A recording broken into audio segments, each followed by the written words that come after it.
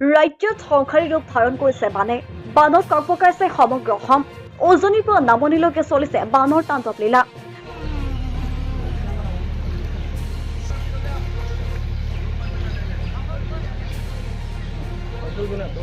ৰাজ্যৰ ৩০খনকৈ জিলা বানৰ কবলত।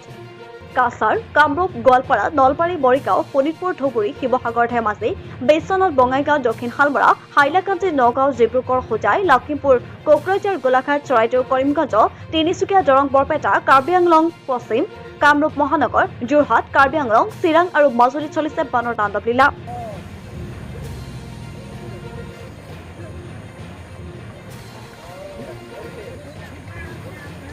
বানপানীৰ ফলত প্ৰভাৱিত হৈছে ৰাজ্যৰ ২৪ লাখৰ অধিক লোক। ধুবুৰীত সৰ্বাধিক ৭ লাখৰো অধিক লোক প্ৰভাৱিত হৈ আছে। পানী দিও পানী পানী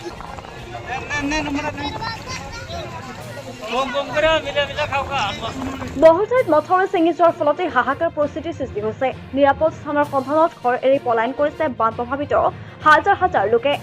ৰাজ্যৰ ৩০খন জিলাৰ ১১২টা ৰাজচক্ৰৰ ৩৫১৮খনকৈ গাঁও বৰ্তমান বাৰণি পানীৰ তলত আছে।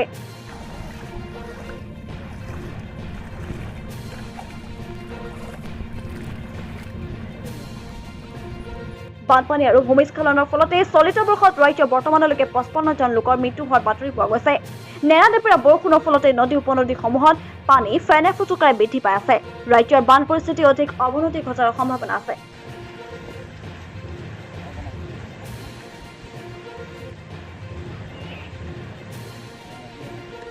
ৰাস্তাটো মাটি দিওঁতে কমাই দিলে মাটিখিনি দি পেলাই ৰাস্তাটো ছিগি গ'ল। এতিয়া আমি মানুহ অহা যোৱা অসুবিধা, গোটেই মাটি বৰবাদ কৰি দিলে, পানীয়ে একদম জলাকাৰ হৈ গ'ল হয়। আৰু ইয়াত আমি এতিয়া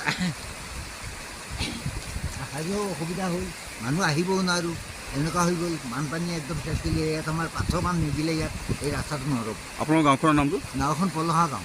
হয়, কি ক'ব? পলসা নিৰ্মাণ কৰি আছিল নেকি, বনাই আছিল নেকি ৰাস্তাটো? ৰাস্তাটো বনাইছিলে, বনাওঁতে মাটি কম দিলে ইয়াতে। আমি দিয়াৰ সময়তে কৈছোঁ যে মাটি আৰু অলপ দিয়ক, ইয়াত মাটি কম হৈছে, তেওঁলোকে নিদিলে মাটি। কি ক'ব, কি আহ্বান কৰিব ৰাস্তা? এতিয়া এই ৰাস্তাটো আমাৰ এতিয়া পাথৰবান হ'ব লাগে, আৰু পাথৰবান নিদিলে ইয়াতে এইটো ৰাস্তা নাথাকে। দুই চাইডতে নদী আহি পেলাই ইয়াতে তিনিমুখীয়া নদী এখন পৰি গ'ল। সেইকাৰণতে ইয়াত আমাৰ পাথৰবান লাগে। পৰিৱেশ বুলি ক'লে এটা অৱৰ্ণনীয় পৰিৱেশ। প্ৰথমটো এই ২০২৪ চনৰ প্ৰথমটো বানপানী ইয়াতে যথেষ্ট ডাঙৰ হৈছিলে। ২০২২ চনত হোৱা যিটো প্ৰলয়ংকৰী বানপানী, সেই বানপানীটো গোটেই ৰাস্তাটো প্ৰায় ৮০% খহালে। হয়, তেতিয়াৰ পৰা আমি বিধায়কৰ লগত যোগাযোগ কৰি আছোঁ বা বিভাগীয় কৰ্তৃপক্ষৰ লগত যোগাযোগ কৰি আছোঁ যে আমাক এই ৰাস্তাটোত অন্ততঃ ২০-৩০ মিটাৰ এখন দলং লাগে। হয়, আৰু বৰ্তমান এই বছৰ এই তৃতীয়টো বানপানীয়ে ৰাইজৰ আশা ভৰসা সকলো শেষ। গোটেই এই প্ৰথমটো বানপানীৰ পিছতে ৰাইজে কঠিয়াই পেলাইছিলে, দ্বিতীয়টো বানপানীয়ে আহিল।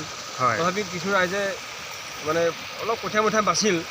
এইবাৰ তৃতীয়টো বানপানীয়ে আহি পেলাই গোটেই কঠীয়াকে আদি কৰি পথাৰবোৰে দেখিছে, গোটেই বিশাল, আপুনি দেখাওক গোটেইখন বিশাল সমুদ্ৰ, গোটেই পথাৰ এই তেলিয়াটি, বৰহোলা, বেঙেনাটিকে আদি কৰি গোটেই কামপুৰ ৰাজহ চক্ৰৰ এই গোটেই অঞ্চলটো, এই তেঁতেলীখোৱা, পশ্চিম পূবকৈ কলাইখোৱা, পলসাকে ধৰি বিশেষকৈ আমাৰ এই ৰাস্তাটো এনেকুৱা হৈছে যাতায়াতৰ কাৰণে অত্যন্ত দুৰ্বিষহ হৈ পৰিছে।